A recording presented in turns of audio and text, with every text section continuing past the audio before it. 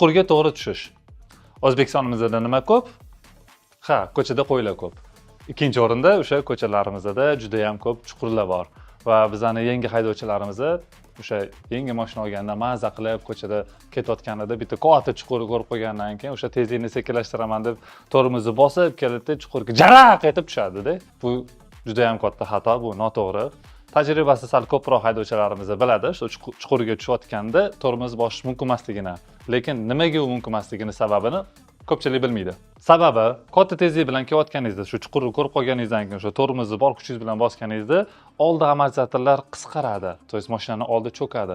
Cho'kkanda o'sha amortizatorlar qisqargani hisobiga amortizator ishlashi uchun o'sha chuqurni yeb olishi uchun muhit qolmaydi. Bu o'sha qisqarilgan amortizatorlar bilan chuqurga tushgan holatida amortizatorlarga juda ham katta nagruzka tushadi. Ikkinchi sababi